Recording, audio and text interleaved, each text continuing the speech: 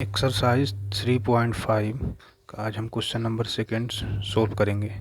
इसका first question है ए और बी के किन मानों के लिए निम्न रैखिक समीकरण के युग्म के अपरिमित रूप से अनेक हल होंगे। यानी इसमें हमको समीकरण दिए हुआ है 2x + 3y = 7, a - b x + a + b y = 3a + b - 2। इसमें कह रहा है ए और बी के किन मानों के लिए ए और बी का हमको मान निकालना है। जैसे यहाँ पे x का गुणांक कितना है, a - b है। यहाँ पे y का गुणांक कितना है, a + b है। और यहाँ c कितना है, 3a + b - 2। यहाँ पे x का गुणांक कितना है, 2, y का गुणांक 3 और 7 है बराबर में। तो हमको a और b का मान पूछ रहा है, जिसके लिए इस दोनों समीकरण के क्या होंगे, अपरिमित रूप से अनेक हल होंगे। ठीक, तो अनेक हल कब होते हैं? अनेक हल तब होता है जब a1/a2 = b1/b2 = c1/c2, तीनों जो इक्वल हो जाते हैं, अनुपात। तो वही हम करेंगे। a1 क्या होता है, पहले को समीकरण में x का गुणांक, दूसरे समीकरण में y का गुणांक b1, और ये हो जाएगा हमारा c1। उसी तरह से a2 क्या हो जाएगा, a - b, b2 क्या हो जाएगा, y का गुणांक a + b, और c2 क्या हो जाएगा, ये पूरा। तो उन तीनों को हम इक्वल करके सोल्व करेंगे। चलिए कॉपी पर चलते हैं। इसमें हमारा पहला समीकरण क्या था, 2x + 3y = 7। तो इसको हम कैसे लिख सकते हैं, देखिए इसको हम क्या लिख सकते हैं, इसको लिख सकते हैं हम 2x + 3y, ठीक। और ये जो 7 है दाहिने पक्ष में, इसको हम बाएं पक्ष में लाएंगे तो क्या हो जाएगा, -7 = 0, ठीक, लिख सकते हैं ना। उसी तरह से दूसरे समीकरण को हम लिखेंगे। इसी को दूसरे समीकरण को क्या लिखेंगे, a - b x + a + b y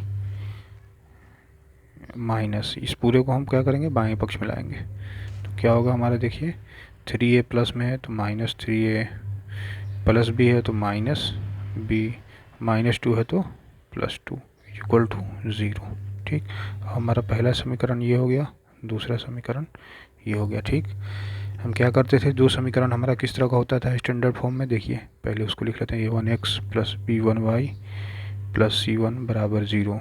दूसरा समीकरण ले 2x + b2y + c2 = 0। ये दोनों होता था तो हम इसमें क्या निकाल देते, a1/a2 b1/b2 c1/c2। यानी इसमें हम करते थे a1/a2 = b1/b2 = c1/c2। तो इसके क्या होते थे, अनेक हल होते थे कि नहीं होते थे? अनेक हल के लिए यही शर्त होता है ना, अनेक हल, ठीक। तो अब इससे हम तुलना करेंगे, पहले समीकरण को इससे और दूसरे समीकरण को इससे। तो पहले समीकरण को देखिए, पहले समीकरण में इसमें x का गुणांक a1 है, यहाँ x का गुणांक 2 है। तो हमारा a1 कितना हो जाएगा, देख कर बताइए। a1 हो जाएगा हमारा 2 हो जाएगा। उसी तरह से b1 हमारा कितना हो जाएगा, देखिए इससे तुलना करेंगे ना दोनों समीकरण को। तो वहाँ का y का गुणांक क्या है, b1, यहाँ पे y का गुणांक 3, तो 3 हो जाएगा। उसी तरह से c1 कितना हो जाएगा, c1 -7, ठीक। उसी तरह से हम a2 लिखेंगे तो a2 कितना होगा, देखिए दूसरे समीकरण को x का गुणांक क्या है, यहाँ पे x में किसी से गुना है तो a - b से, a - b। उसी तरह से इसको ब्रैकेट में रहना दीजिए। उसके बाद b2 कितना है, देखिए वहाँ पर y के गुणांक को b2 कहते हैं, यहाँ पे दूसरे समीकरण देखिए y के गुणांक को क्या कहेंगे, b2, यानी a + b, ठीक। और c2 कितना हो जाएगा, देखिए c1 क्या था, -7, तो लास्ट में बच रहा था, तो ये पूरा हो जाएगा हमारा क्या, c2। तो पूरा कितना वैल्यू है, देखिए मान कितना है, -3a माइनस। अब देखिए इसको हम क्या कर सकते हैं, देखिए इसको जब प्लस में लिखेंगे, यहाँ पे अगर हम जैसे ही प्लस करेंगे, ठीक, क्या हो जाएगा, अंदर में क्या होगा, -3a - b + 2। तो यही हमारा c2 होगा, -3a - b + 2, ठीक। अब जो शर्त होता है हमारा अनेक हल के लिए, उसको हम लगाएंगे। क्या होता है, a1/a2 = b1/b2 = c1/c2। अब हम लिखते नहीं है, डायरेक्ट मान लगते हैं। तो a1 हमारा 2 है, तो क्या होना चाहिए, 2/a2, यानी a - b बराबर b1/b2। तो b1 कितना है, 3, और b2 कितना है, a + b बराबर c1/c2। c1 कितना है, -7, बचा c2 कितना है, -3a - b + 2, ठीक। अब तीनों इक्वल हो गया, तभी अनेक हल के लिए यही होता है, अनेक हल तभी होगा, ठीक, तो हमको इसी को सोल्व करना है, इसी को हल करना है और ए और बी का मान निकालना है। तो पहले हम इस दोनों को लेते हैं। ठीक, पहले इस दोनों को एक साथ लेंगे तो क्या करेंगे, तिरछा गुना करेंगे। तो तिरछा गुना ऐसे ऐसे होता है, तो 2a प्लस बी बराबर 3a माइनस बी। तो यहाँ से क्या हो जाएगा, 2a प्लस 2b बराबर 3 से इसमें गुना होगा 3a माइनस 3b। ये क्या हो जाएगा, देखिए 2a रहने दिए और इस पूरे को क्या कीजिए, बाएं पक्ष में लाइए। तो 2a plus 2b minus 3a plus 3b बराबर 0। ठीक, अब देखिए 2a है माइनस 3 है तो कितना, माइनस a, 2b है प्लस 3b कितना होगा, प्लस 5b इक्वल टू 0। यहाँ से क्या हो गया, यानी 5b इज इक्वल टू कितना होगा, माइनस को ले जाएगा a हो गया। ठीक है कि नहीं। अब दूसरा को उठाइए, दूसरे को जब उठाएंगे तो क्या होगा, यहाँ पे दूसरे का मतलब इन दोनों को हम लेते हैं। ठीक, तो जब इन दोनों को तुलना करेंगे तो इसमें भी तिरछा गुना करेंगे तो क्या होगा, -7 से गुना होगा, -7a माइनस 7b और इसमें गुना होगा तो -9a माइनस 3b प्लस 6, यानी 3 से इस पूरे में गुना किए हैं, 3 से इसमें, फिर 3 से इसमें, फिर 3 से इसमें, उसको लिख दिए। ठीक, इसको करते हैं, एक साइड मिलाते हैं तो देखिए क्या हो जाएगा, -7a माइनस 7b, ये माइनस में तो इस साइड में आएगा बाएं पक्ष में तो plus 9a plus 3b minus 6 बराबर दाएं पक्ष में कुछ नहीं तो 0। ठीक, अब से -7 है और प्लस 9 है, 9 माइनस 7 कितना होगा, 2a माइनस 7b और प्लस 3b कितना होगा, 7 माइनस 3 माइनस 4b। ठीक, ये और भी हो गया, ये -6 बराबर 0। ठीक, अब 2 कॉमन ले सकते हैं पूरे से, 2 कॉमन लेंगे, यहाँ बचेगा a minus 2b minus 3 is equal to 0। अब 2 इधर गुना में उधर भाग में हो जाएगा, इसका मतलब क्या होगा, a minus 2b minus 3 is equal to 0/2 यानी 0। ठीक,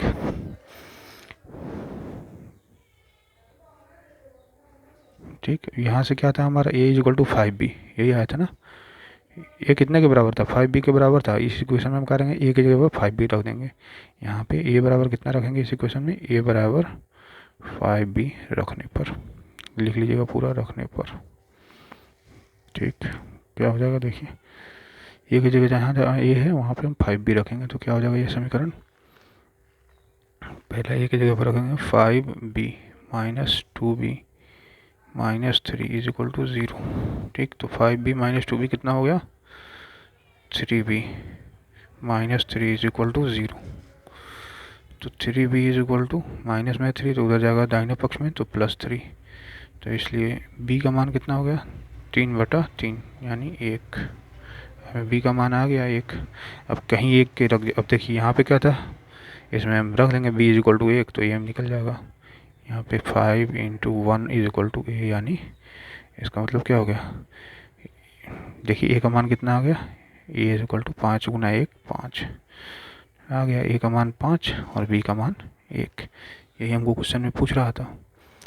एक बार और हम देख लेते हैं ऊपर से। देखिए इसमें हमको ये कह रहा था एक्सरसाइज एक दूसरा के पहला में कि 2 समीकरण दिए हुआ था, कह रहा था इसके अपरिमित रूप से अनेक हल कब होंगे हैं, तो उस केस में हमको a और b का मान निकालना है। तो अपरिमित रूप से अनेक हल तभी होता है जब हमारा a1/a2 b1/b2 और c1/c2 सब बराबर हो। ठीक, तो हम a1 b1 c1 और a2 b2 c2 इन सब का मान रख लिए यहाँ पे। ठीक ना, और पहले इस दोनों को हम लेके a और b में एक समीकरण बनाए और इस दोनों को लेके हम एक समीकरण बनाए। ठीक, तो इन दोनों को लेके हम सोल्व किए, तिरछा गुना किए तो हमारा आ गया 5b बराबर a।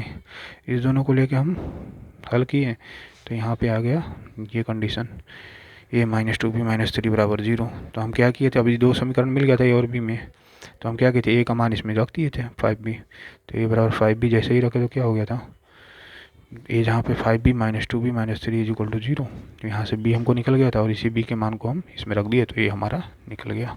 ठीक, प्रश्नावली 3.5 का दूसरा का हम दूसरा देखेंगे। इसमें क्या करा है कि के किस मान के लिए निम्न रैखिक समीकरण के युग्म का कोई हल नहीं है, मतलब इस दो समीकरण दिया हुआ है, इसमें कह रहा है इसका कोई हल नहीं है, तो उस केस में हमको के का मान निकालना है। 3x प्लस वाई बराबर 1, 2k माइनस 1x प्लस के माइनस 1y बराबर 2k प्लस 1। ये दो समीकरण हैं, कोई हल नहीं है, दोनों समीकरण के बारे में हमको बता दिया है, तो उस केस में हमको के का मान निकालना है। चलिए कॉपी पर अब हम देखते हैं। इसमें दो समीकरण दिए हुआ है हमको, इसमें कह रहा है के किस मान के लिए इन दोनों समीकरण का कोई हल नहीं होगा। तो कोई हल कब नहीं होता है, इसमें हमको दे दिया कोई हल नहीं है। तो कोई हल नहीं होने का शर्त क्या है हमारा, कोई हल नहीं होता है जब a1 बटा a2 बराबर हो b1 बटा b2 के और बराबर नहीं हो c1 बटा c2 के। यही शर्त होता है, तो हमारा क्या होता है, कोई हल नहीं, कोई हल नहीं। ठीक, तो हम इसी को यूज़ करके इसमें हम के का मान निकालेंगे। ठीक, तो अब देखिए पहले समीकरण को हम लिख सकते हैं कैसे, ऐसे भी लिख सकते हैं 3x प्लस वाई और 1 दाएं पक्ष में बाएं में जाएगा तो -1 बराबर 0। ठीक, ऐसा हम क्यों लिखते हैं बार बार, क्योंकि हमको a1 b1 और c1 लिखने में आसानी हो। फिर दूसरे समीकरण को भी लिख लेते हैं आसान। तो देखिए दूसरा समीकरण क्या है, 2k माइनस 1 x प्लस के माइनस 1 वाई, इसको पूरे को बाएं पक्ष में लाएंगे तो -2k माइनस 1 बराबर 0। ये हमारा दूसरा समीकरण हो गया। ठीक, अब इसमें शर्त क्या है, कोई हल नहीं होने के लिए, पहला ना समीकरण का कोई हल नहीं है तो हमको के का मान निकालना है, तो यही हम पुट करेंगे। ठीक, तो a1 अपॉन a2, a1 कितना है देखिए x के गुणांक 3 बटा a2 कितना है, दूसरे समीकरण में x का गुणांक तो 2k माइनस 1। ठीक, अब b1 कितना है यहाँ 1, यहाँ b2 कितना है k माइनस 1 बराबर नहीं होना चाहिए c1 बाई सी टू के। तो c1 कितना है देखिए -1 और c2 कितना है 2k माइनस 2k माइनस 1, यही है ना। ठीक, अब इसको हमको हल करना है, के का कौन सा मान होना चाहिए। ठीक, तो अब हम इसको आगे देखते हैं, पहले इस दोनों को लेकर हम हल कर लेते हैं। ठीक ना, तो देखते हैं इसमें इस दोनों को हम लेकर हल करेंगे तो क्या होगा, तिरछा गुना होगा, तिरछा गुना करेंगे तो क्या होगा, 3 से इसमें गुना होगा तो 3k माइनस 3 बराबर 1 से इसमें गुना होगा तो 1 से गुना होगा, जैसे है वैसे ही रह जाएगा। अब इसको आगे देखते हैं, तो 3k -2k है इधर बाएं पक्ष में आएगा तो क्या होगा -2k बराबर -1 और -3 है तो उधर दाएं पक्ष में गया तो +3। अब देखिए 3k -2k कितना होगा k और 3 -1 2, तो यही हो गया हमारा के का मान। ठीक, यही पूछ रहा था कि किस मान के लिए हमें समीकरण का कोई हल नहीं हो। तो समीकरण का कोई हल नहीं होता है जब a1 by a2 b1 by b2 दोनों बराबर हो, तो उसी को हम रख लिए और के का मान निकाल लिए।